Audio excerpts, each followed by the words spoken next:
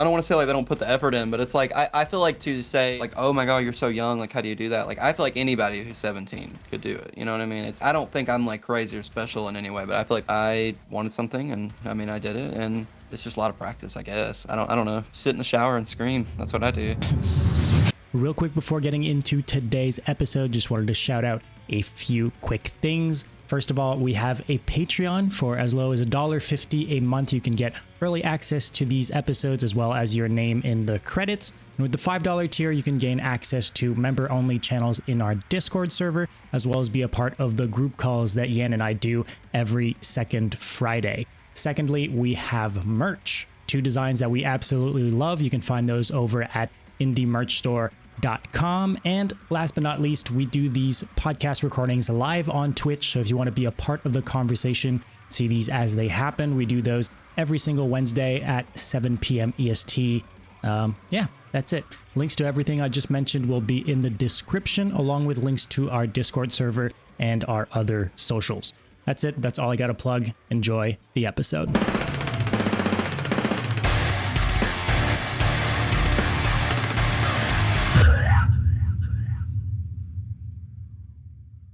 Welcome to the show. Let's pretend that it's just starting. And flawless intro. Yep. Yeah, perfect introduction. No, but seriously, we're super stoked. I think you guys know that. Like the second I heard your music, I think I sent you a message directly, and I'm like, that's insane. And I started sharing it. Like it was an instant. Just like sometimes things, you know, you need to listen to it like a few times. You're like, oh, maybe. With your music, it was just like, that's gonna be it. So I think instantly, because like I'm super patient in life, I think I told them, yeah, that would be great to have these guys on I think it took like 5 seconds. All of this was I remember within 2 minutes. I was at work, and I like checked my phone on my break, and I saw like your message, and then I saw that you had like added our music to like your Instagram highlights. Yes. And I started like I was like sending it all to my guitarist. I was freaking out, and I was like, you know, this is crazy. Dude. And then Dom ended up messaging me on my vacation. He was like, hey, come do a podcast, and I was like, you know, so hyped. Well, there's honestly, like, before getting too much into it, like you guys, you know, you're doing it well because there's quite the hype, you know what I mean? Like, it's not everybody who drops like an EP, because it was, for me at the very release, it was just out of the blue. It was just like, oh, what is, you know, what is this? And I'll be honest, I saw your band's logo and I was like, I'm pretty sure I'm gonna like this. Like honestly, like I was like, I'd be surprised if I don't like it. So it started very well. And then from here we became, I'm talking for both of us, but like we both really yeah, we've been spinning the EP. We've both been spinning the EP on repeat for the past few weeks. So definitely cool, man. Yeah, we should kind of talk about the blow up, if you want to call it, though, because there is something crazy. Like you guys. And was that, Yan, you weren't even really aware of this earlier. Like there wasn't even, that's not even how you stumbled onto them in the first place, which is kind of wild. But you guys have a video of you guys playing the talent show at your school that's got like 1.3 million views on TikTok and another 1.5 mil on Instagram. Can you kind of talk to us about that? Like how that kind of unfolds, like, you know, I guess kind of the spiraling of it kind of going crazy online. I mean, I don't even know whose idea or where like the talent show came from. They actually didn't do talent shows at my school for like, they did them like when I go to a relatively like newly built school. It was built in like 2012. So they didn't do it for a while. And we had a new theater teacher come in like a year ago, and she was like, okay, let's start doing talent shows again. And that's when there was the one in my sophomore year. And I just played guitar for that. But we started, we kind of, I met a few of my guitarists through a club at school, and, you know, we started playing, and I was like, hey, like, let's find some other guys. And like, we had already wrote Termination at this point. And I was like, let's find some other guys, teach them the song, and, you know, play the talent show and make everybody mad. And It was interesting. It was a struggle. It was like I think we maybe had like a month of prep. We found our drummer and our bassist like literally a month before the talent show, and we were just like, all right, got to teach them a song. They've never played deathcore before. Let's figure this out. Uh, and then I was in another band at this point called Reality that I played drums for, and I invited a few of the guys from that band to come watch the talent show, and he recorded that video, and I was like, I'll try and get some views out of this. So I posted a few videos at the same time every day for like a week, and they all blew up, and that one just blew up the most.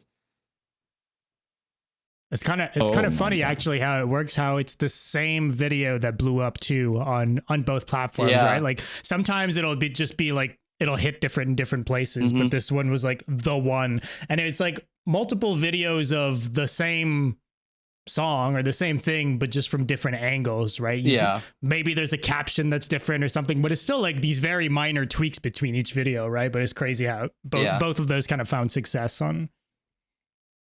Yeah, but it was crazy. I mean, it was just kind of like a shock factor thing, I guess. Like, I mean, a lot of people picked it up, like that were already into deathcore. Like the first, like I think 5,000 views was people that were like, love MySpace deathcore, just love any sort of heavy music. They're like, oh, this is so sick. If this was my kids, I'd be like so happy. But then it like TikTok does its thing and starts putting it on, everybody's For You page. And I mean, we started getting comments from people who had never even heard this music before, and they were like, "What in the world? Like at school is crazy." People are like hearing these like toilet bowl vocals at a talent show. People are just in and out. So I mean, it was crazy. It's definitely looking back, it's still kind of like mind blowing that the video got that big. Because I remember just like sitting in my career center class posting that in the morning, and I was like, oh, we'll see where this goes.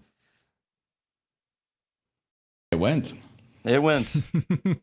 And I kind of saw like incremental updates as it was. I don't know if it was the one that ended up actually blowing up or not, but on one of the videos, it was kind of like, it's like, oh, like we're stoked it got this many amount of views, but it was like, I don't know, 50,000 or something. And then another update at like 100,000. Holy shit, this video's got and then at a certain point, there's no more updates because I assume it was just like, Yeah, it was like, it just did not stop, I was like, yeah, I can't post about this every day.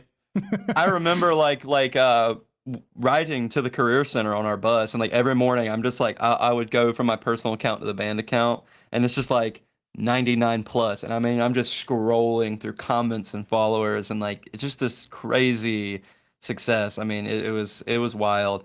But yeah, I don't know, it was crazy. That first video you were talking about with like all the updates, that was interesting.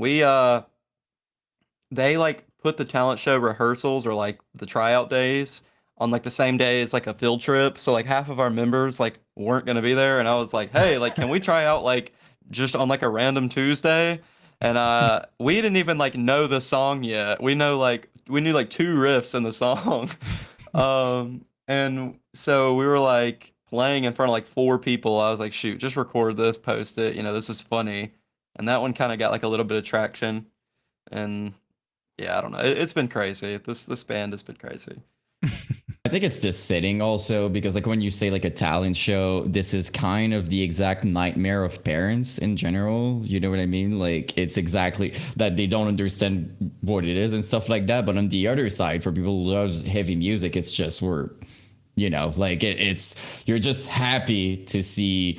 I'm gonna sound super old, but to see like younger people like just going at it like that. Like there wasn't really like a proper, I don't know about you, Dom, but there wasn't really like a proper setting to do that back in the day. You know what I mean? Like talent. I remember like teachers being like, oh, I cannot scream. You know what I mean? Like I couldn't really do it. So like when we see it, it's just like out of context, it makes it funnier and cooler in a way. I think that's what happened. But funny enough, that's not how I found out. Like it could have been.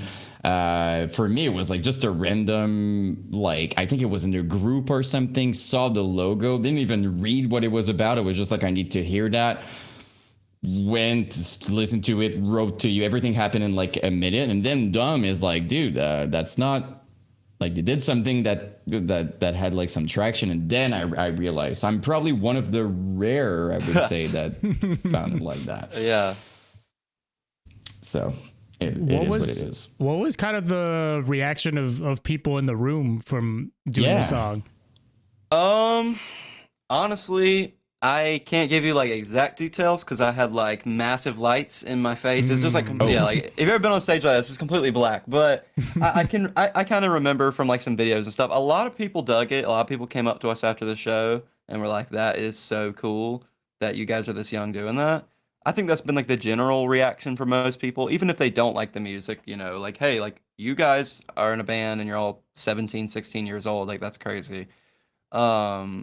And other than that, I mean, like, I don't know, there was some people in the crowd, like, I remember seeing, like, one guy's dad, like, air drumming, and I thought that was funny. Like he knew the song.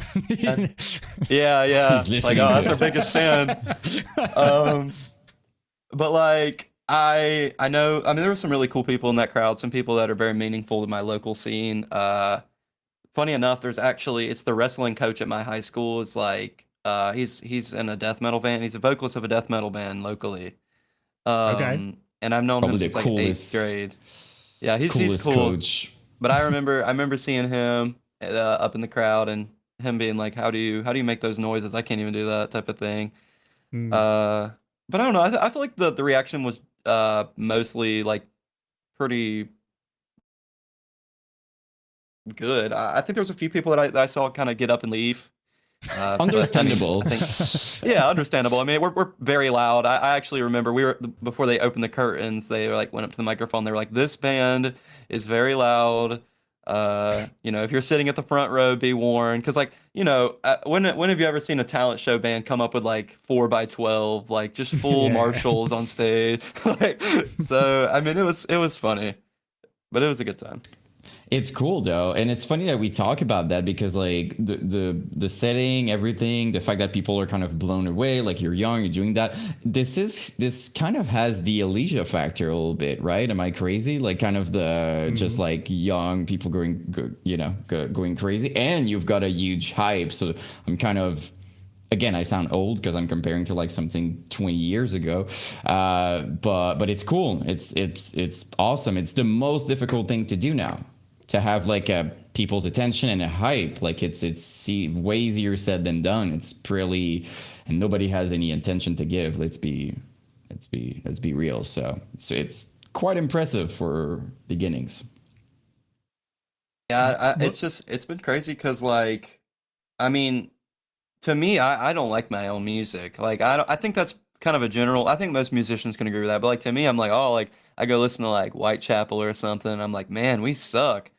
But like it's crazy that people are like, you know, like love us. Like, you know, we have our first show next week with Reverent, and I'm like, I'm still blown away by that. Like, because Reverent is like one of those bands where we started, we're like, oh, this is sick. Like, let's do stuff like this.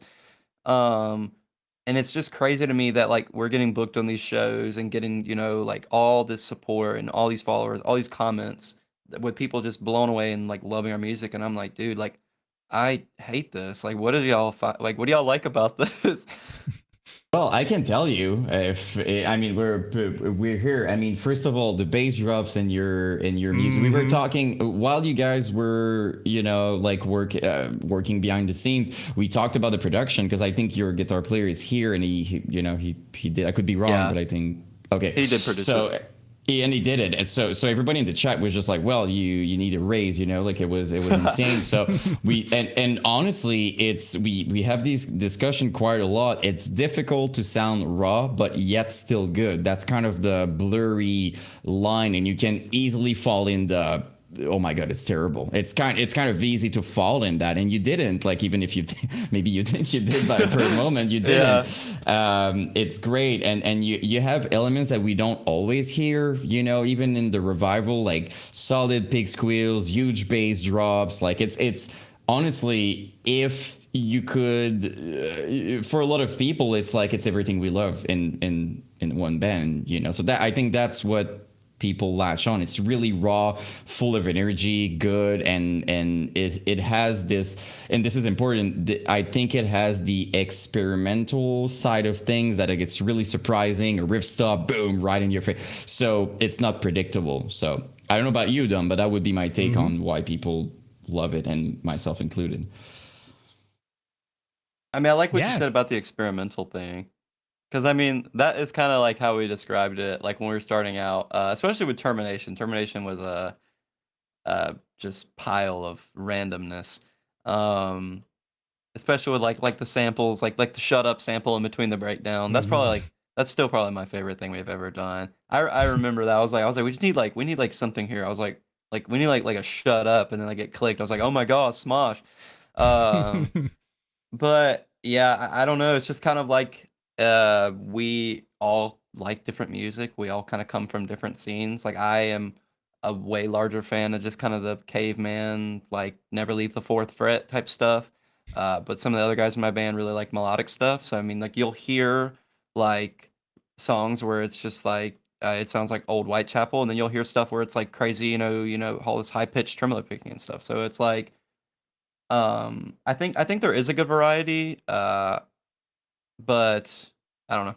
I guess we just push ourselves, and that kind of I don't want to sound like hard on everybody, but like it's not like, well, we're just make that riff and then yep, put it in. It's like, let's make this riff. Like, is this good? Like we think about it, and we put effort. So I guess that's kind of like what is the big difference between most.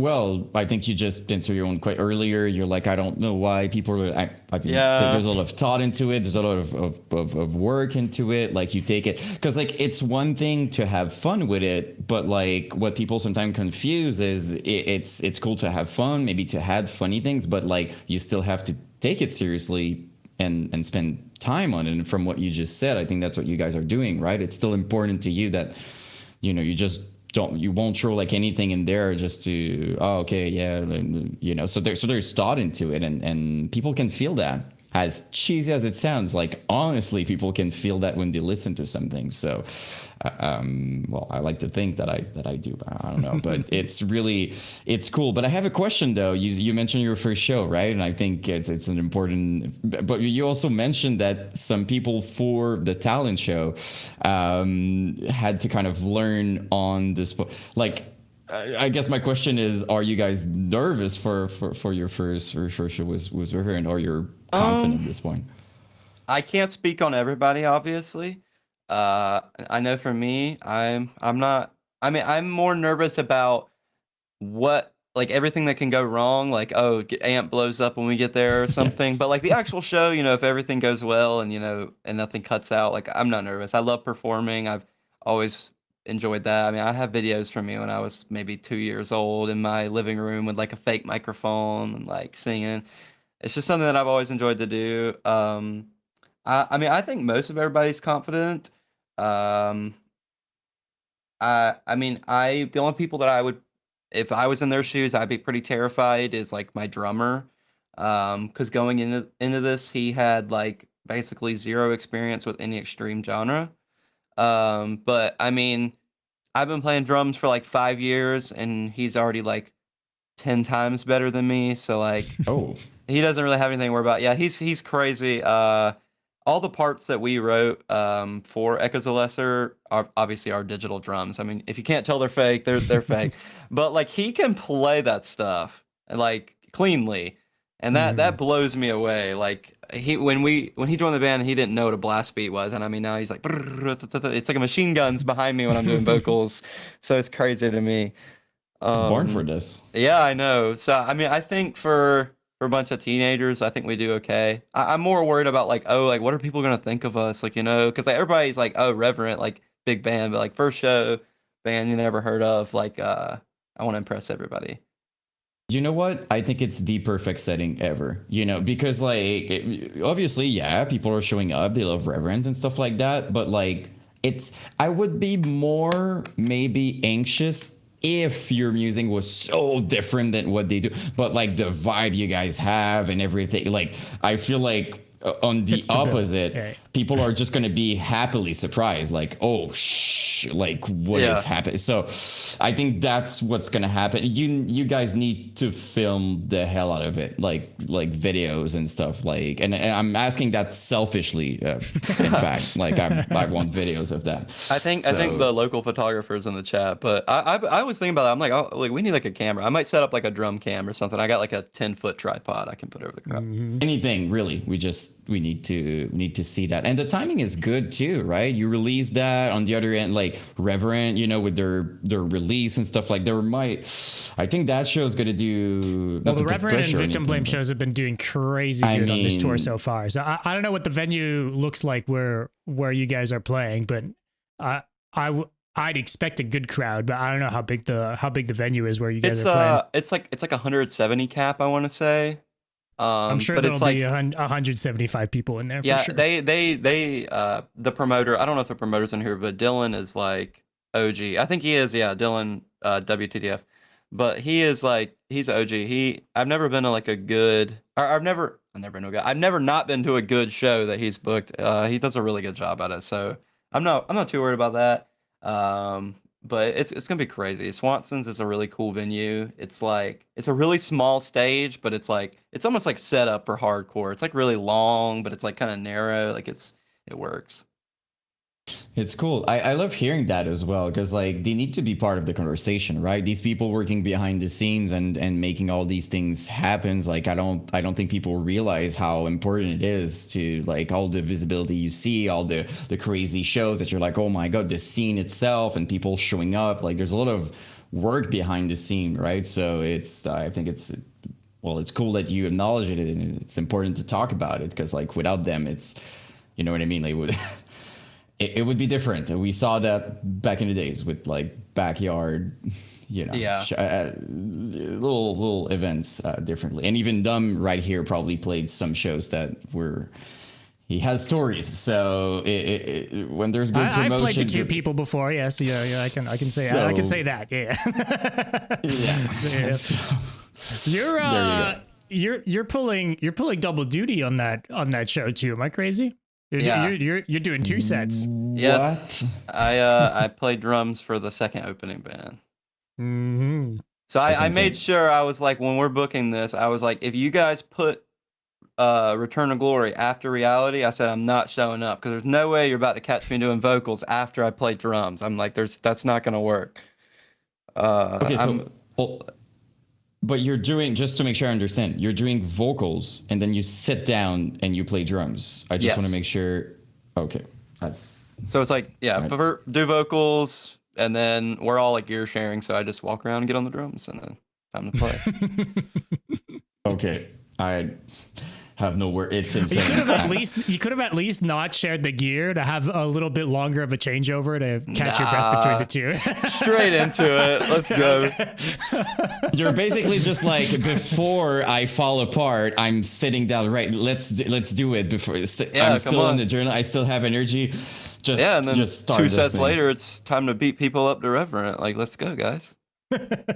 That's true. And people are going to show up. I don't want to jinx anybody here. I don't think I will, but like, let's be honest. It will. Yeah, it will.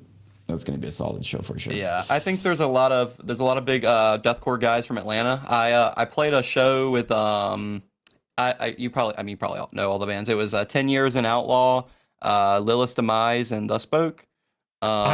We have to talk about the car in the pit.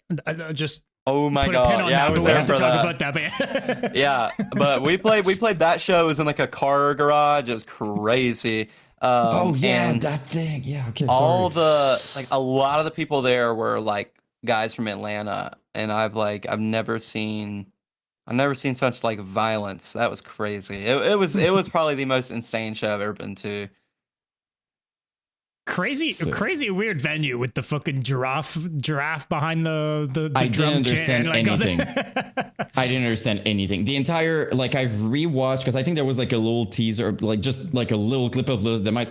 I kept rewatching it and I'm like, what is what is this? Like, I thought they were shooting a video at first. I'm like, is that kind of a rally concept? Like, what is like a drag, like Fast and Furious video or whatever? Then I saw the giraffe. Then I see people mushing in the smoke. I'm like, I didn't understand anything. What was up with the car? Greenville has a crazy scene. Like, I mean, I don't know how else to put it. It was crazy. I remember I was actually the first person there, which is weird. I don't know why. I'm just like always super early, but I was there like the minute load in was supposed to be, and I pull up and I'm like, I missed my turn. I'm like, that's the venue? Like, it's just like a car garage. I was like, this is gonna be crazy. So we pull up, we start setting up everything, and then they like pull this giraffe out of nowhere, and I'm like, what are we like? Is this a fever dream? Like, what are we doing? And then like I remember like going to my car and like kind of hanging out for a little bit, and I come back and there's like 100 people like or more just like standing around this, and I'm like, this is insane. And then like the halfway through Lilith Demise set, I remember him like someone like coming in the middle of the pit and like waving everybody to split, and I'm like, what is going on? And he starts like pulling the car in, and I'm like, is he trying to like park the car like mid set? And then I just like watch him put it into neutral and just like start spinning, and I'm like, what is going on? It was crazy. Me and Andy were standing beside each other, Andy from Dustbook, and I was like, we like look over each other and then look back at the car, and we were just jaw dropped, and I was like this is I said, welcome to Greenville, like, you know, this is what we do, I guess. Great first impression. Yeah, it's a unique concept to say the least. Original concept. I think it's yeah. Fair, and then him just like driving off at the end. Yeah. It's like nothing happened. Yeah. But I felt bad for Lilith though, because it's like the way it was happening, he was, you know, throwing up all the smoke into the garage. Because it's like an outdoor thing, but the band was playing. That was the only thing that was indoors, and the car was just like exhaust and all. Are they okay? Yeah, I was in the garage. Me and Andy were like right beside like Lilith Demise when all this happened. We were both in the garage, and I just remember I was like, dude, like, poor Andy's gonna have to do vocals after this. He has like poisoning, like poor guy. Like, yeah, it was probably not the smartest choice, but you know, it was fun. And it made for a good Instagram video, so I guess that's what counts. That's for sure. And while we're on the topic, I do want to say, like, Dustbook, they have been killing it on this freaking, like, I saw every video I see is just like, oh my god. So shout out Dustbook and Liz too, you know. Dustbook is great. I don't know if Andy will see this, but like I saw them when they like live in Greenville when they were like maybe 4,000 monthly listeners. And I mean, me and my guitarists have loved them. Like that's probably our number one inspiration for our stuff, like our mix, like our just everything. I love them. They're a great band. I love their new album and their old one. It's just like, it's great music. There's no misses. They're a great band. Nah, they were one of the earlier ones too. With the first single they put out before, like, it was you know, they were early to the whole revival thing, so it was cool. It's cool because we caught a few really good bands to start off the revival, like right off the bat, super early, like Dustbook being one of them for sure. Just a quick second to talk about the sponsor of today's episode, Indie Merch Store. We all know it's all kinds of hot outside right now, but at least you can look cool while melting. Indie Merch Store has a brand new drop of tank tops, 35 bands with some crucial designs. Amongst all of these, they teamed up with Black Market Activities and Unique Leader Records to bring you some classics from the vault. We got some old classics like Deadwater Drowning, Dance Club Massacre, Ed Gain, The Red Chord, as well as some more current bands like Shadow of Intent, Disembodied Tyrant, Crown and Magnetar, and so much more. A bunch of these designs are available on 3 different color tank tops. It's an awesome drop. All of this over at indiemerchstore.com. com. You can use code Brutality at checkout to save 10% off your entire order. This applies to the brand new tank tops as well. So again, code Brutality at checkout for 10% off. A big thank you to Indie Merch Store for sponsoring this episode. Brutality Podcast is currently sponsoring 2 tours, the first of which is the Thus Spoke Zarathustra album release tour. It's been featuring a bunch of really awesome revival bands all throughout, doing some regional dates. It's on the last week of tour right now as of the recording of this episode. All the remaining dates are with Slamwich, which we adore as well. So if you're anywhere in Toronto, Ontario, Connecticut, New York, New Jersey, Maryland, do check out the link in the description to check out where those dates are happening. And the other tour that we are sponsoring is the Bring Back the Brutal Tour 2025, featuring Peacemaker and I Saw God. This tour just started as of me recording this. It's starting tomorrow, but as this episode goes up, it just started last night. So they're doing mostly East Coast run and south of the US. It's about a 3-week tour. So if you're anywhere in the US, do check out the dates again at the link in the description for this tour as well. So check out both of these tours, and yeah, back to the episode. You mentioned, like, kind of when you were talking about the talent show, having to recruit people to do the talent show, but then from what I'm like getting from that, there was no band, right? Like, it wasn't really a thing, or were you guys kind of acting as a band, the two of you, before that, and maybe thinking it was just going to be an internet thing before the talent show? Like, was it made for the talent show and then it became a band? Like, how'd that kind of whole thing happen? So what's the best way to explain this? So we had a Spanish teacher at our school that had a guitar club, and it was me and then the 2 guitarists that are still in the band met through that, because I also play guitar. So we all just kind of would play guitar together.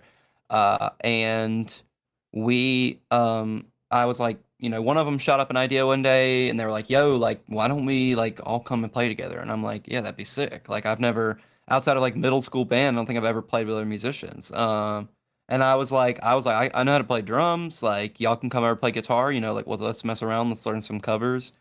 Somewhere online there's probably a really sucky video of us playing Korn or like A Day to Remember or something.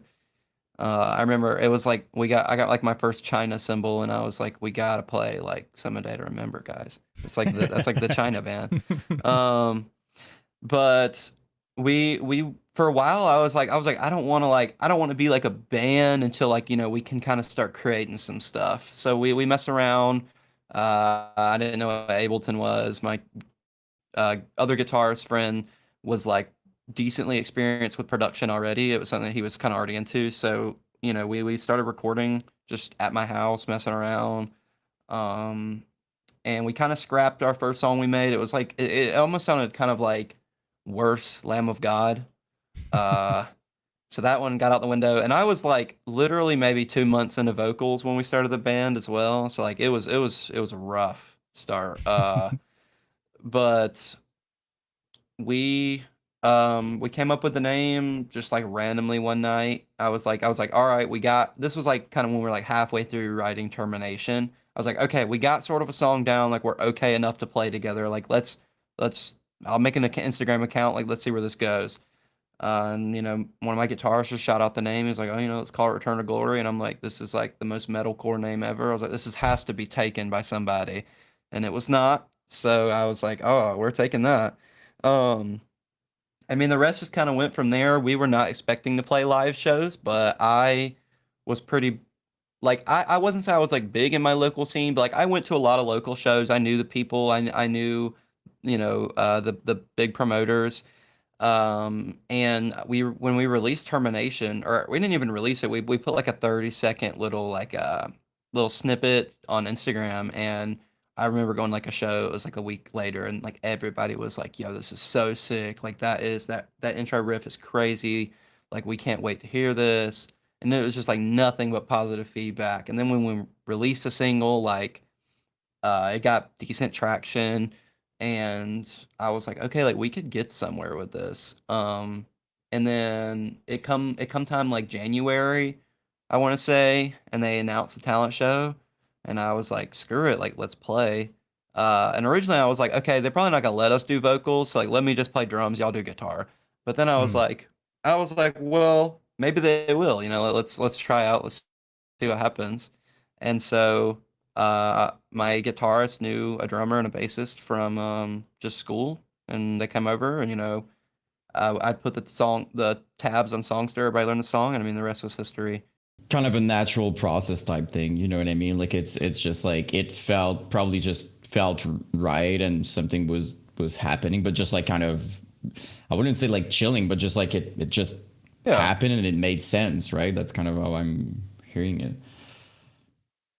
What was the transition like when you guys started jamming? Like was deathcore kind of the goal? Because you mentioned like a shittier Lamb of God. Like were you guys toying Yeah. around with other styles before that? When did like I deathcore mean, kind of come into the picture?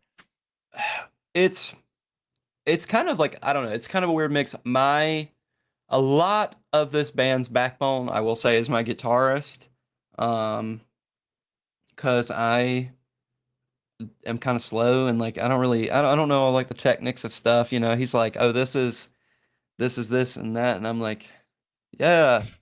Um, but I mean, it was I've been in the deathcore. I wasn't like super like deep into deathcore when we started the band. But I mean, I've like Job for a Cowboy and Chelsea Grin were like two of my favorite bands all throughout like middle school.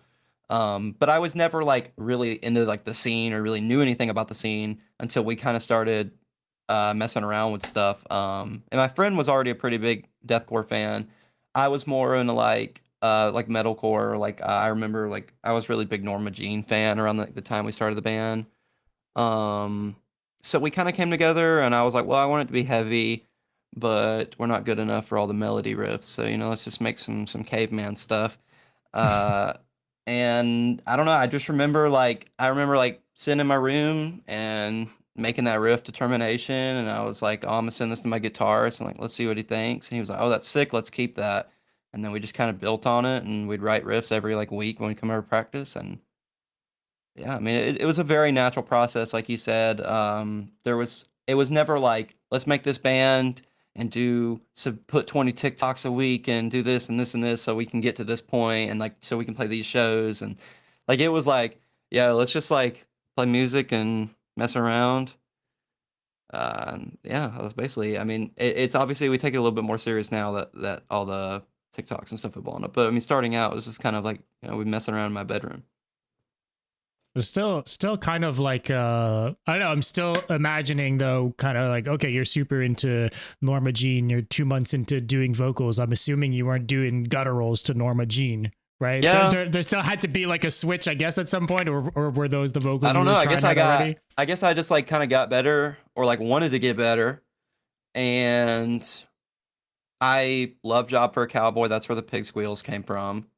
So I was like, I would just like sit in my room and watch YouTube videos, and like I'd have like a sucky microphone, plug it into like my I think I like had like an old guitar amp I used to plug it into, and I would just like try to do random vocal techniques. And then that's kind of like when I started to get a little bit better and more into deathcore. I was like, okay, I can do highs. Like I was already used to metalcore, so like mids and highs like were good, and I was like, I want to do like lows. So like all these good people who can scream that do lows, like all these great low vocalists were deathcore vocalists. So I guess that's kind of where that came from, because I remember seeing The Spoke live, and I was like, this guy is crazy. Like I couldn't ever imagine doing that. And then I was like, I would see clips of like Phil Bozeman, like Bender and stuff, and I was like how do you even like produce that? So I mean, it was just kind of like a natural progression. Like my friend was into it, and he would show me bands, and I'm like, this is sick. And then like I would listen to it on like my way to work. Uh, I would just listen to like Suicide Silence and stuff on like my way to work, and I was like this is so like this is cool. This is like what I like, but like even crazier. So I guess that's kind of where it came from. And then I mean, we just started kind of introducing the other members, and everybody kind of got into it, I guess. It's impressive though, because like Dom is saying, it's kind of a quick transition, right? Like I mean, some vocalist takes, I mean, a long time. It could take like years to to get to proper technique and stuff like that. Even it's one thing to watch videos, but I think we all know this. It's something else to actually do it and find your thing. It's like two separate. You can understand the concept, but to actually I guess you really wanted it, so it just worked, right? I mean, that's kind of been with everything, because I feel like a lot of people, I hate when people like say like you are so this for your age, or like this is crazy, because like to me it's like I'm like, if you just like try to do something, like, or if you continue to do something, like you're gonna get it. And I feel like most people, it's just like, y'all don't, I don't want to say like they don't put the effort in, but it's like I feel like to say like, oh my God, you're so young, like how do you do that? Like I feel like anybody who's 17 could do it. You know what I mean? It's not like, I don't think I'm like crazy or special in any way, but I feel like people try and paint it like a picture. I think it's just like, I wanted something, and like you said, and I mean I did it, and it's just a lot of practice, I guess. I don't know. Sit in the shower and scream. That's what I do. Okay. Well, to be fair, what you just said and the mindset you have might be even more impressive. I think that's what would stand out. To be self-aware like that, and to be like, well, anyone can do it. I just like work. I wish I could be right now, like tell you right now that I would say that at your age. Yeah, I was like kind of a dumb, I don't think I had that mindset. I wasn't taking too many things too seriously at 17, yeah, for sure. Yeah, I mean, I was like fucking around on MySpace, listening to Bison My Friends on Fire, and trying to do breakdowns, like not thinking anything of it.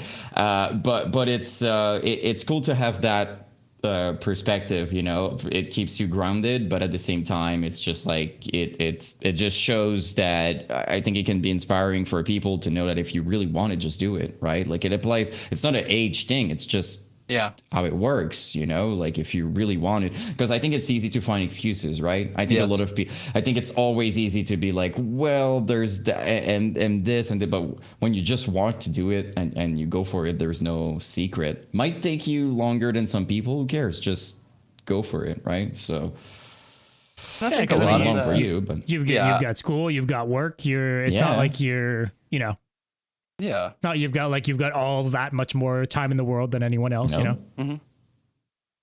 And I mean, I think that's like, I think a lot of people, I don't think that most, I think everybody can do it. I think just most people are afraid to try.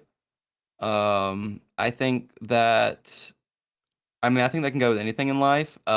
Weirdly enough, I think a lot of like my knowledge, like I don't want to say I'm like a coach for the band, like that seems kind of corny, but like when we have practice, I'm like, okay, like this is the things we are doing wrong, like this is how we can work on that, this is how we can fix that.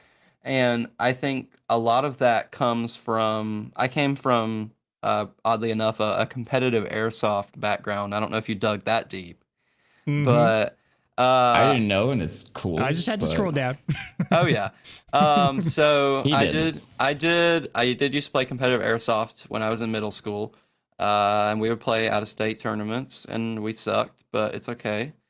But I mean, I think it came from that, like it's like, oh, you're young. Like I was like, what, 12, 13, 14 when we were doing that. And I was like, everybody was like, oh, you're young. Like, we're not going to put you on your team. Like, like go away. So it was kind of like okay, I don't need that. Like, let me start my own team, and then finding people at local airsoft fields. And I mean, it's no different than a band. And then we get together and we practice and we go play tournaments. And, tournaments is just like playing a show. I mean, it's like, it's just, I think people get told no, and then they give up. Or something happens that is not ideal and they give up, and like, that's just not who I am, I guess. Like, I'm a very, like, if I want something, like, I'm gonna get there person. Makes a lot of sense. That they often say that the big difference between people, quote unquote, failing is just because they gave up and they stopped. That's kind of, there's other factors, but like in general, that's kind of what it comes down to. If you keep at it, who cares the time? And I think that's the other part. Comparison is difficult, you know, because the second you start, oh yeah, but that person and this and this, and that's kind of when, of course, it's gonna feel terrible if you started playing guitar and you look at like all the amazing people, you're like, well, I completely suck. But people tend to forget that, yeah, but they were you when they started. So that's the part we should remind ourselves. I look at old Chelsea Grin, and I'm like, you know, that's still like people still love that. They still, I mean, even though it's not the original members, like they still play those songs live. Like those songs are still some of their top stream songs on Spotify, and I'm like, they were my age when they wrote those songs.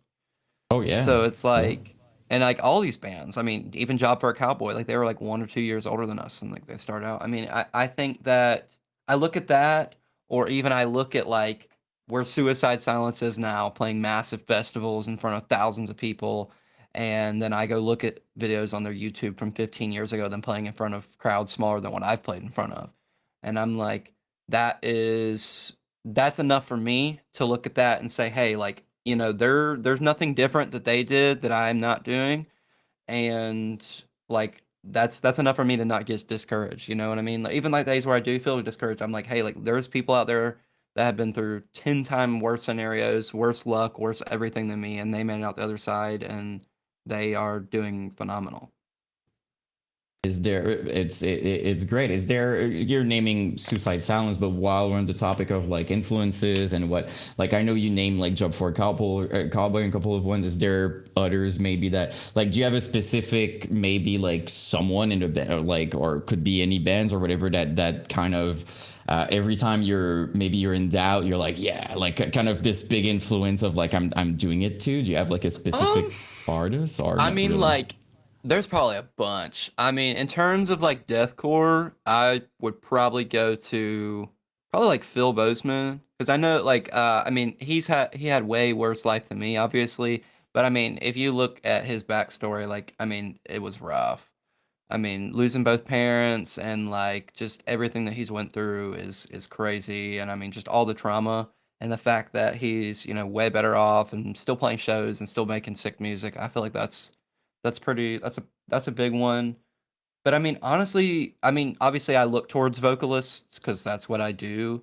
But I mean, honestly, just like kind of any vocalist that of any band I like, I feel like a lot of them I can kind of go through and find, you know, 4 to 5 things that I relate to them on and be like, hey, like we're similar. Like obviously we're both vocalists in deathcore bands, but like we're similar, and like this is cool that, you know, they are this much like me, and this is like what they're doing with their life. It's a great perspective. And do you feel, maybe it's a big question, but like, and it's early to ask that, but do you feel, because you guys are, I'm gonna say like new in the scene, do you feel like it's welcoming so far for you guys? I know it's your first show soon, but still online maybe. I mean, overall, I mean the scene is pretty good. I think some aspects of it online are pretty toxic, but that's like the fake kind of chronically online people. But you know, in real life, a lot of people are very welcoming with open arms. Like I was talking about, you know, the big promoters in my local scene earlier are great people. I mean, even I don't know if Dylan's still in here, but like Dylan is, I would argue, probably the biggest promoter in Greenville. And I mean, he has like a shed in his backyard with all this music equipment, drum kits, like mics, a mixer, PA that people can come and practice with. And like it's such like a like there for me, I know back on like the no excuse thing, like there is literally, if you are in my local scene at least, like there is no excuse to not being able to like start a band or learn an instrument or something, because there's so many people that are willing to help out, so many people that are willing to loan things and just be like give you everything to help, because I mean it's so much deeper than the music for almost everybody. It's cool. So like there's a clear like local, like people are showing up, promoters are there, like everything. So what you're saying is like everything is set up to succeed if you want to put the work in, type thing. Got a bass cab and recording equipment now too. See, like he has everything.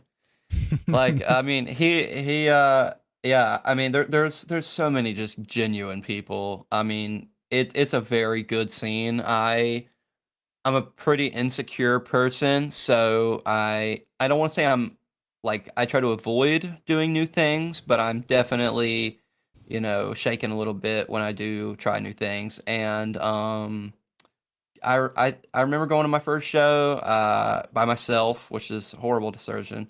It was like this all hardcore bills, like 6 bands, just every single band was like just beat down hardcore. Um, it was crazy. It was a fun show, but I mean, like as soon as I got there and like and kind of warmed up and talked to like two or three people, like it was just it's so like very family oriented. Um, I don't think I've ever seen like someone not feel welcome. Like I've brought people to shows that have never had any experience with hardcore, don't listen to barely any of the music, like have no clue what's gonna go on, like never seen crowd killing or anything, and like come to these shows and like just feel like so excited and like love it. And I think that that's what makes a scene good. What's the band scene look like in Greenville? Like, are there other deathcore bands in Greenville? Like, what's the heavy scene look like? Um, it's very hardcore oriented. There's a lot of hardcore bands. But it's also a pretty big mix of hardcore. Like, there's a lot of like metallic hardcore. There's obviously a lot of beatdown bands, but like I mean, there's some old school like puta puta puta style stuff too. Um, but I can't name any like big like I want to say big like any local deathcore bands. I can't really name any ones off the top of my head. I know there's a band um called Smog Breath. They're pretty chill. I know they're guys, but they have some deathcore elements, but I mean they're more like slam based. Mhm. Um but I mean honestly, and I mean if there is, I'm just gonna sound like a massive like egotistical like dick. Uh, but I'm pretty sure we're like one of the only ones. There's probably some like in like more like the Spartanburg area. Y'all probably don't know where that is. But No, it's no. like Is that not like it's Ground Zero and all? yeah, yeah. There's probably more in like the Ground Zero type scene. Yeah. But I'm just not over there like ever, so I don't know. Yeah. Filth are from around there, right? Am I crazy? What band? Filth? I don't know. The only big bands I know from Greenville is I know Nile. Nile is from here. Mm. Um, a little bit less heavy, but still in the same kind of genre. Emery is Yeah, yeah. like 30 minutes up the road. Filth is Spartanburg. Yeah, thank you for the clarification because I don't know any bands, guys. I'm sorry. Spartanburg, Um, okay. but yeah, I mean there's a few. There's like some cool grindcore bands as well. That's cool, man. What have you been tapping into the revival scene at all? Like other bands doing kind of you mentioned Reverent, but like Yeah. and like Thus Spoke and you saw Lilith and stuff like that. I mean, like, I'm trying to think of like some top ones. Like, there's a lot of good ones. Like, Girl of Glass is cool. I see you got the. I'm assuming that's the record behind you. But just a poster, but yeah, Oh, yeah. just a poster. Yeah. So like, Yeah. they're cool. I love. I drew a lot of inspiration from them writing like we all kind of like write our own guitar. We have like technically like three guitarists that write all these parts. I guess that's why it's like such a mix. But like Mhm. a lot of the parts that I wrote were very inspired by them. I love like the two step like hardcore style stuff. Yeah. Um, Which you guys and have got a then couple too, the two yeah, steps and stuff. We were talking before the show too. It's a similar. The bass boosts are definitely like comparable in that sense too. yeah. We just I think that's like the one thing most of us can all agree on. We just like crazy bass drops. I mean, Yeah. but I mean, I don't know, it makes it sound better. I remember I saw like Shadow of Intent live, and they had like live bass drops, and it was like, I like just felt it. It was like, yeah, this is what we need to sound like. Hmm. Um, but I'm trying to think of some other bands. Like I really like Katie Went Missing. They're good. Um, I know we mentioned Reverent, Girl of Glass, That Spoke. Those are probably like the big ones. Um, other than I that, mean, those are all awesome bands. yeah. Other than that, I'm trying Yeah. to think of like, oh, I Saw God. I love I Saw God. Hell yeah. They are a sick band. I really want to play a show with them. Um, they are. They're. I love their riffs. I like the production. I don't know. I just it's like like I don't know. I like that. That's cool. Um, Good people too yeah. in the band. So great band. I could see a show of I Saw God and you guys. I mean, I think it would make a lot of sense. So I was told to ask you about the bus incident. Oh, that was probably asked by Cohen. There's been quite a few bus incidents. I'm not really sure which one he's referring to. Okay. So highlights of my day at school are we have a bus. It's like 7 o'clock in the morning. We got to go get on this bus to go to the career center. Because the closest career center from our school is like literally like 40 minutes away. So we always have like basically over an hour of time going there and back each day to just goof around on the bus. And quite a few things have happened. I'm trying to think of one that would be appropriate to say. It's mainly always Cohen. We had some bus drivers who didn't like us. That was some interesting experiences. I can think of a funny one. It was actually involving my my guitarist that's in the chat. He had this like maybe this big of like a tube of like the world's strongest fragrance. Okay. And it smelled like it smells like coffee. And we just pause real quick. What's that actually used for? Like, what's? I literally have no clue. It's just like it's. I mean, it's like a cologne, but it smells like coffee. But it just has like some chemical in it that just like makes it really strong and lasts forever.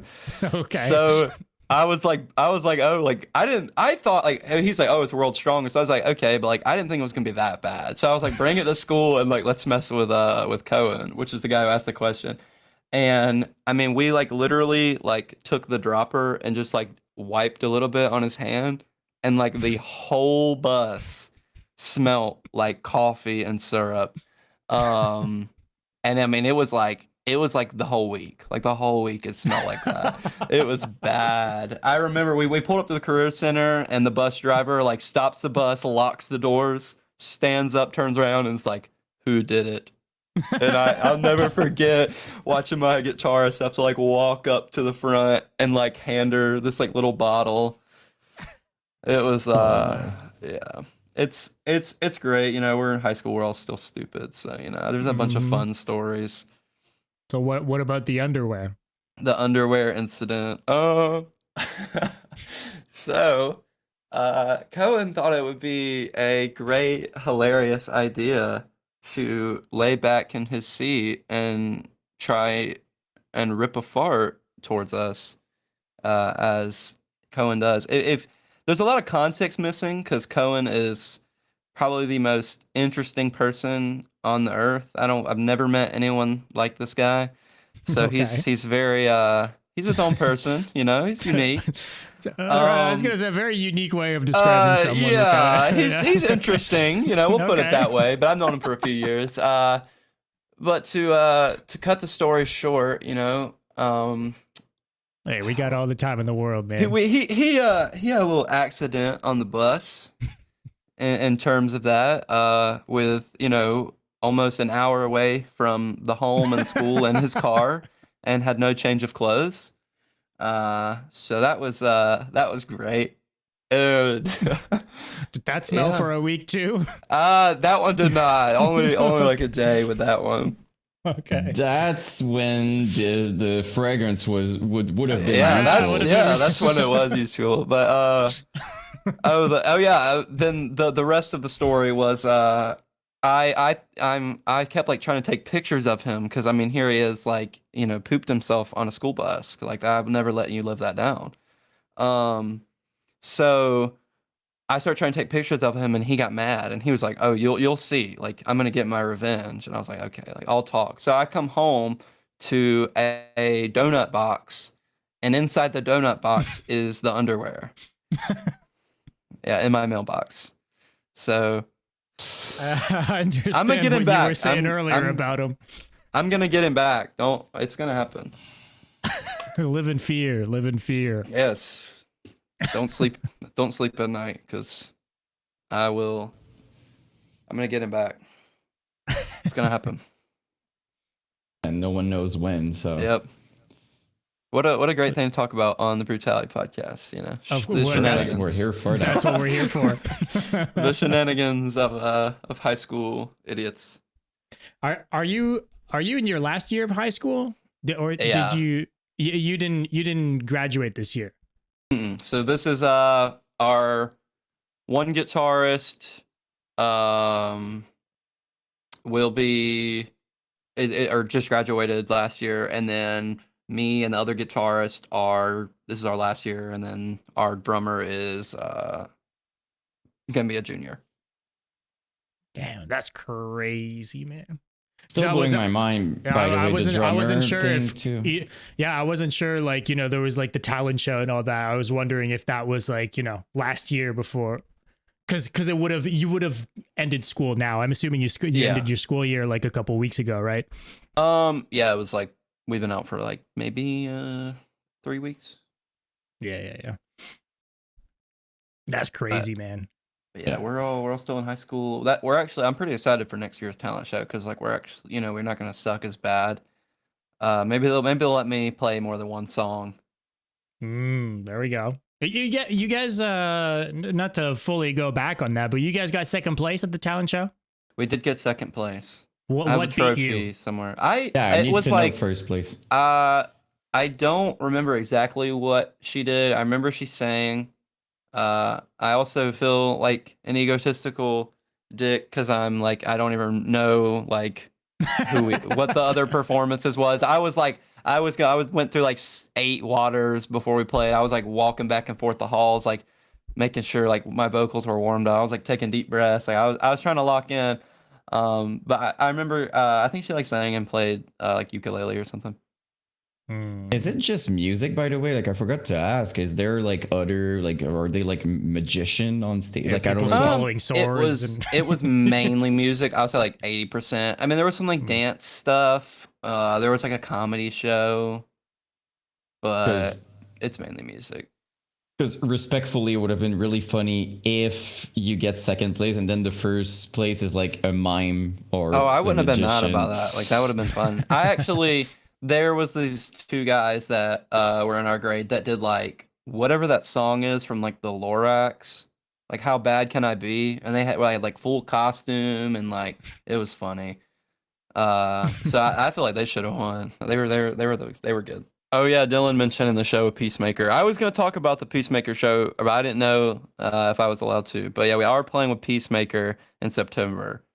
Hey, there we go. Death Bloom Evisceration. Okay, that's cool. Evisceration, dude, I really hope that Evisceration can make it. I know that's like homecoming at our school that night, but I really hope, because Evisceration's the band I was talking about, where it was like the lead singer is the wrestling coach. Oh yeah.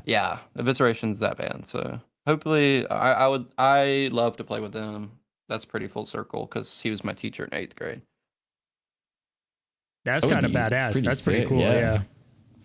And you must be stoked too, you know, to see you. Oh yeah. I'm just stoked to play with him. I love them. He's gonna hate me for this if he sees this, but he wants to not call himself deathcore, but he is like, if you've ever heard like early deathcore, like kind of like the late 90s, early 2000s, like just random demo stuff, like that's what they sound like. It's still very death metal, but I mean, dude, they got some China breakdowns in there, man, and I'm for it. And he wants to call themselves hardcore infused deathcore, like, or hardcore infused death metal. We know what that means. Come on. We know what that means. Yeah. You're not fooling anyone. It's the Scooby-Doo meme where he takes off the mask. Yeah, we all know what that means. Yeah, let's say a lot of people love to wear the death metal badge, even though it would technically be deathcore. Let's just put it, just put it that way. Look, No, in but 2025, nothing to be ashamed of. It's okay. no. Deathcore is cool now. Well, It wasn't, depending on but it's cool who you now. ask. There's a bunch of black metal fans in my comment section that would heavily disagree, but in general, yeah, it's bad. I'm saying that because I swear every single time, like I wish I could say every time because I'm always curious. I'm like just curious. What did you? I'm like, let me guess, death metal, black metal. And they're like, yeah, black metal. I'm like, okay, that's what I thought. You know, if there's more than 5 monthly listeners. Doesn't work. That's how. That's how. Get it out of my That's how it playlist. works. Exactly.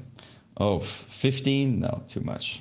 Need to be 3, 4 max. No, but it's cool. I mean, you guys. I mean, the show with Reverend Peacemaker. It's really lying. It's quite a. I don't know if there's a lot of pressure coming with it though. That was kind of one of my questions I wanted to ask you guys because I don't think any of this was expected. You started this because you wanted to, like you formed the band, like seeing the shows coming. I know I kind of asked a similar question, but for the future, like did that kind of put, I wouldn't say pressure, but like did you rethink like, oh, this might lead on to something more serious type thing?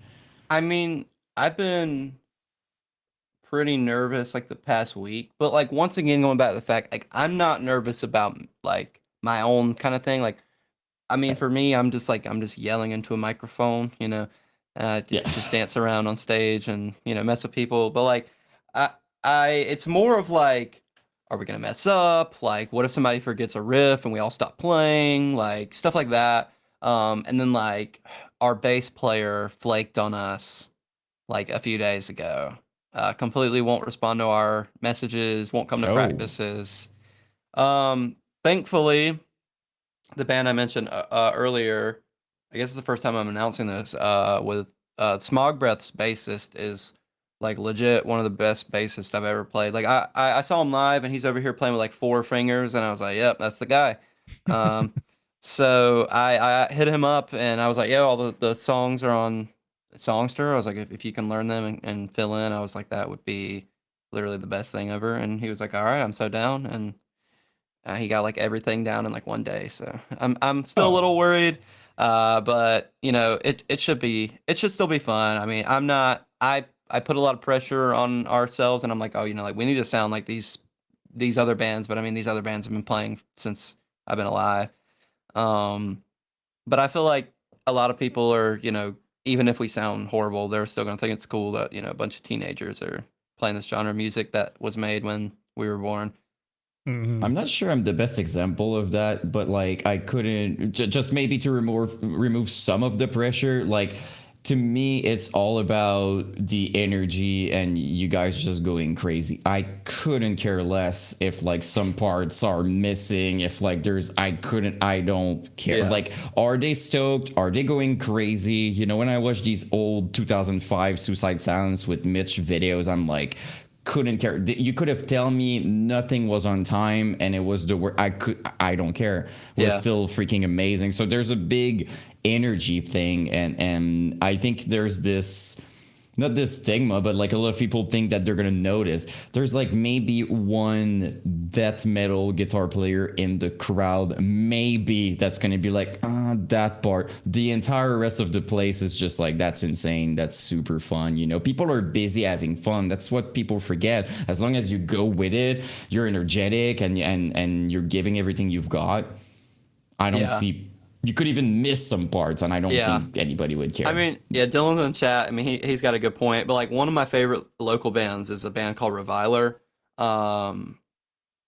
because like it's literally like just the most craziest energetic shows like I think I've ever been to. I mean, and these guys just are the best at with like crowd interaction. Like they have like a separate mic on stage and like a mic stand just for people to come up on stage and grab to do like. To do like sing-alongs, like, and I love that stuff. Like, if somebody wants to come up on stage and like get the mic from me, like, you can do the whole set. Like, I love crowd interaction. Like I want people to have Just fun. walk off stage. Yeah, like Just- have fun. I'm gonna give me like a sweet tea or something. Like goodbye. But like I love that because like when I'm in the crowd, you know, and I see these big bands on stage, like the only thing I'm wanting to do is like I want to be up there. I want to do that. Like I want to be up there right now doing what he's doing. I literally have always wanted to do vocals live, so I guess I am like a little bit nervous just because like oh my god, I wanted to do this for so long. Because I have played drums live with my other band, but sitting behind a kit behind everybody is a little bit different than being kind of front and center. Commanding and Yeah. just... So I mean, it's definitely gonna be different. It's gonna be interesting, but I love it. I love to talk to the crowd. I'm a talker. I like to interact with people, and I literally would love to give like some random 14-year-old kid who just started doing deathcore vocals like a week ago the chance to come up on stage and just take the mic and go crazy. Like that would make me feel so good because like that is me. Like that's what I wanted to do. That's cool. It's a good way of seeing it, and again, for the thing about messing up, like the best example I have is I went to see Blink-182, and yes, it was expensive, but when I saw them, they tried something. They turned off. I don't know why they did that. They kind of turned off the light. They tried playing a song, and then they started laughing because they were just like, "That was horrible. Let's just do the song properly. We really fucked that up." Everybody started laughing, and sure, Blink-182 is really goofy, and it's another. I get that, but like if it's all in what you make of it. If you start panicking and oh my god, you make a big deal out of it, then it's horrible. If you're just like, yeah, that was fun, and you just take it back, it's also fine. So I just wanted to say, like, there's also the way you react and what you make out of it is going to make a big difference as well. Is what I wanted to say. Yeah, I can see that because like outside of extreme music, like the Smashing Pumpkins is like one of my all-time favorite bands. And Good taste. Yeah, I've seen them live like 2 or 3 times, and I don't think I've ever seen them live, and he plays the solos correctly. No offense to Billy Corgan if you ever see this, but homie, you're just up there messing around. Like he's just playing random stuff. Like it's like he'll have like these like breaks in between songs, or like he'll have like if there's like a solo at the end of the song, he'll just like extend it, and I mean he's just like up there noodling. I'll see him miss a note and he'll like smile at his other guitarist. Like he just does not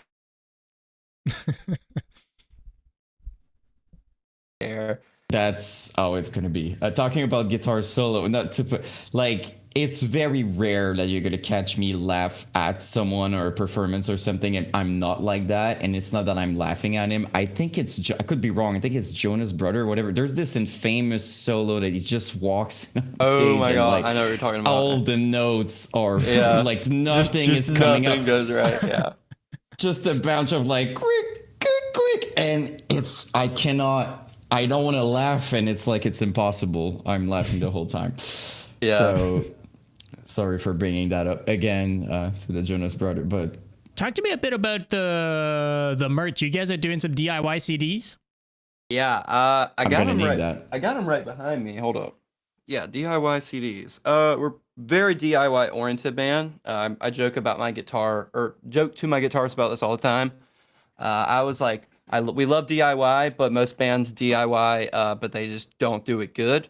I'm like, you can still be DIY and be high quality, guys. So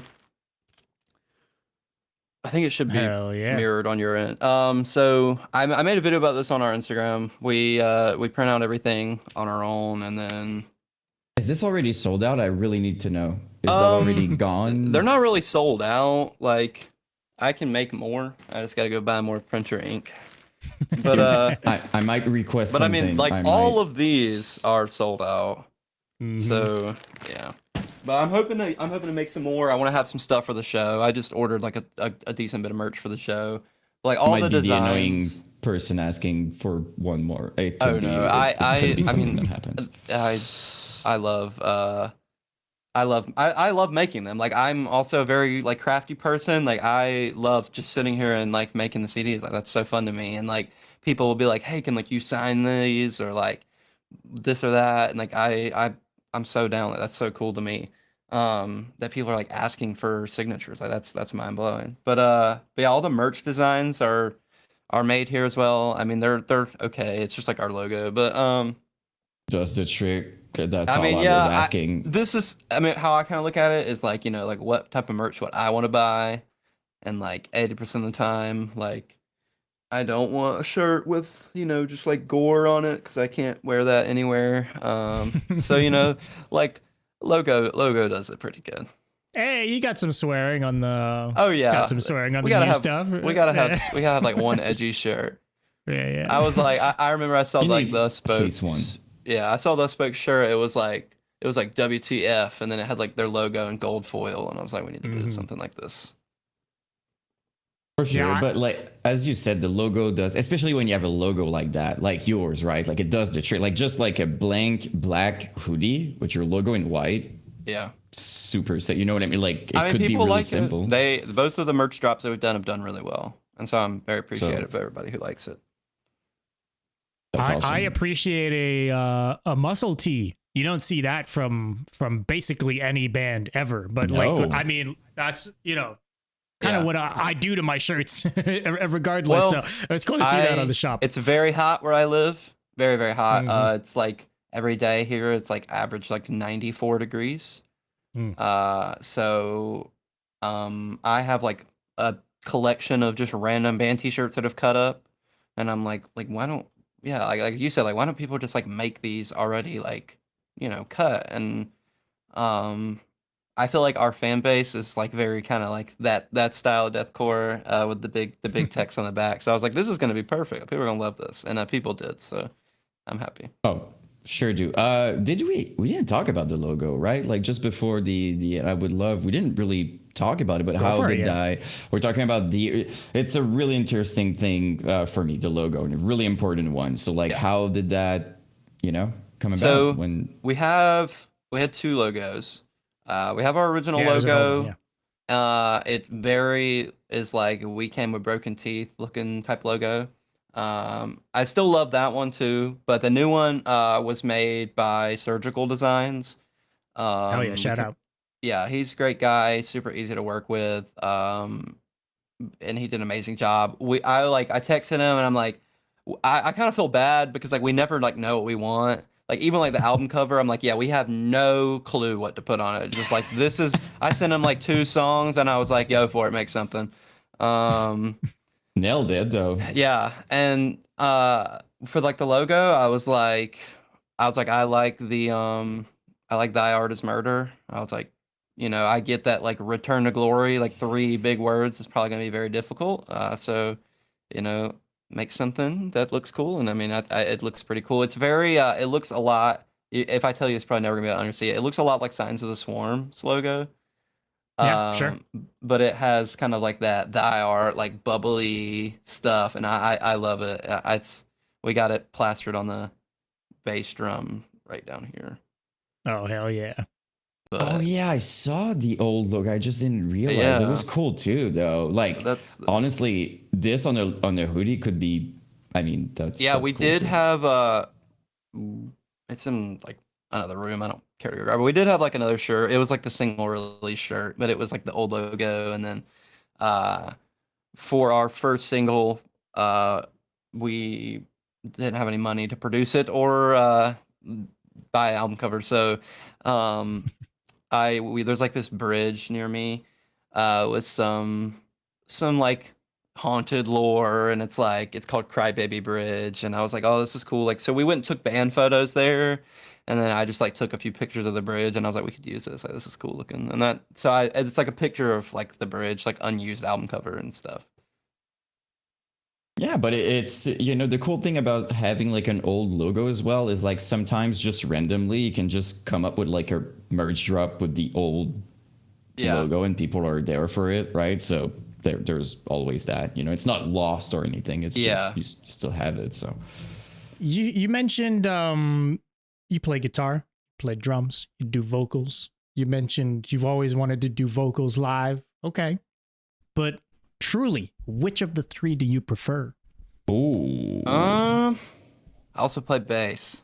I got a big Oh, I my also got a man. big Okay, Mesa. everything. I got a big Yeah. Mesa cab sitting right over here in the corner. But I don't know. I don't really know. Like, I think like in terms of fun, the drums and vocals are probably like the most fun because this is kind of how I look at it. Like with the guitar and the bass, like you kind of have to play the right note to the song. But it's like the drums, like I can kind of make some stuff up. I can make some, as long as I'm following the song, like I can improvise. And then vocals is just so like it's so interactive. Um, and to me, it's like I guess this is kind of like I sound egotistical saying this, but like once you learn how to do vocals, it's not really hard. So like you can really just have fun with it. You're not like with drums, it's like I'm just ready to go home and sleep after Yeah. I'm done. But it's like with vocals, it's like I can have fun with it. I'm interacting with the crowd. But I don't know. I'd probably say as of right now, drums have probably where my heart at. Like drums is probably my all time favorite, just because it's what I've been doing the longest. But when I play this reverent show, it probably it might change. I don't know because Yeah. I got to do vocals live and then see how it is. We didn't really talk about that, but when you were recording vocals and stuff like that, it was your very first time. I mean, like, sure, the first song and everything, but like when it started and stuff, like, was it kind of I wouldn't say like natural, but was there like a lot of takes? Was that like kind of stressful for you, or you just kind of went with it and it worked? Honestly, weirdly enough, like I don't really know if like the takes are good, but like we don't really do like a ton of takes. The only time we do like multiple takes is like we do like layer the vocals, but I mean normally I'm like I feel like the hardest part when I started doing vocals was trying to figure out like how to like how to like say the words to match the song, if that makes sense. But once I got that and I kind of figured out how to like place my vocals with to fit the guitars, I mean it was pretty natural. I mean the only thing that kind of sucks and I still hate it is like having to like stand completely still and like sit in front of like the microphone because it's like, oh, if you move back and forth the volume changes and like it messes up. But like yeah, I want to be able to like Kind of I'm a very unnatural yeah, I want to type move. of. Like I'm very like just grabbing on the mic and like walk back and forth and I if you've seen the talent show video, like I love to do like the Mitch Lucker stomps and like just move. Like I get excited. We're here for it. The thing is, if you do that in studio, the producer hates you instantly. So that's another that's another thing. Well, no, I was asking because like when I heard, like, to be quite honest, when I heard like the EP and everything, like it didn't sound sketchy at all. Like no part of like it's just like solid vocals. It matches the vibes and everything. Like it doesn't sound sloppy. Like the patterns are interesting, which I think is the biggest part. Like people don't talk about it. Like everybody talks about range and stuff like that, but the patterns themselves, like it's a big thing to be able to make it interesting and not just say the words as the timing is there so that it's like super obvious the entire time, right? So and it's super, in a good way, it's super chaotic and matches the vibes. That now that tonight you're telling us like, oh no, I don't have that much experience vocally, I was I mean happily surprised. it just kind of comes from like, I mean it's same with guitar, same way with drums. I don't think I've ever sat down and like legit like practice like rudiments or anything. I like to play songs. And I mean especially it's no different with vocals. Like I get all my lights turned on and flashing and I blast it through my I have like monitors on my desk and I'm just pretend like I'm playing live. I mean I try and replicate whatever, if I'm trying to sing some Whitechapel songs, I just try and replicate what they do, and that's really all. That's as much experience as I've got. I mean, I just kind of mess around in my room. More of an instinct thing, almost, just feeling it. That's the way to do it. Like, if I may, like, I think that's the feeling it. That's how you find your voice as well, right? Because if you constantly just do specific technique to sound like, well, you're gonna sound like that. But if you put some instinct and you just like go with it, you're gonna also find certain things that maybe you didn't hear. So Yeah. I think it's a good way to go about it. Did you guys re-record the first single for the EP, or did you guys just like remix it? Completely re-recorded. Okay. We because like we redid the whole mix with like nicer guitars and better microphones. Just everything was different. But yeah, I mean even some stuff was like changed. Like the final breakdown was made a little bit heavier in my opinion. There we go. While you're there, it's like, yeah, I might as well make it not suck as bad. let's do it a little better. Just Yeah. Because, like, I mean, Termination was rough. Like, I still have the original file for it on my computer, and then, like, and nothing is, like, in time. Like, the blast beats are, like, a 30-second behind the guitar, and I'm like, what were we doing? So I was like, I'm going to have to, like, redo some of this. sometimes it's part of the charm, you know. So I heard many times, you know, in interviews with like, because I you know, on my YouTube channel, I don't even want to know the amount of interviews I've watched and heard, but this Suicide Silence EP still great to this day to me, with Swarm and all those songs about a plane crash and all that. Like I love that EP, but like I was hearing interviews that the dudes were just like it's horrible. Like the dudes in Suicide Silence were just like it's horrible, it's a mess. But just to go on that, like sometimes it's part of the charm. Here we are in 2000, and maybe I have mental health problem doing that, but like in 2025, I'm still listening to it 20 years later, and I'm like, it's insane, super sick. So I mean, it's part of it. Yeah, I think that was like with like the cleansing too. Like I'm pretty sure it was like they didn't like record like the instruments separate. It was all like just play at the same time. Thing, yeah. Like that's crazy. Insane. Like just thinking about attempting that to me is just like, what, you're gonna play together, you know? And not only that, but it's still, if it's not the most classic deathcore record, it's like it's right up there, you know. So for a while that was deathcore. Like the cleansing was deathcore, you know. You would show deathcore to someone, it's like, it's this, that's deathcore. So we're old, but yeah, that's kind of what it comes down to, basically. Let's end this off on talking about the podcast a little bit, because you know, you got the nice little setup here, you got the good sounding microphone, all this stuff. It's not all for nothing. You do a bit of the podcast yourself. We were talking earlier. You're like, yeah, it's weird. I haven't been the interviewee before. Usually it's the other way around. Talk to us a little bit about that. So. It came from my career center class. I have like it's called media broadcasting, so it's basically audio and video. And I remember on like the first day, I had been in it last year. We came back this year, and I come to class, and nobody in that class that I was friends with last year was in it. And I was like, oh, this is about to suck. And I remember sitting around in a circle, you know, going around. He was like, you know, what if you had to make a podcast? Like, what would you do? And I was like, you know, a few months into like going to local shows, and I was like, you know, I told him, I was like, you know, I know some local bands, I know some people in bands, like I would love to interview them. And I mean, at first it was just kind of like funny, haha. And I didn't even try and reach out for people to interview. I was like, I just need a good grade. But it was like the second episode. I was like, I want to talk about MySpace Deathcore Revival, and I made like the first two episodes I made. It was just like me talking.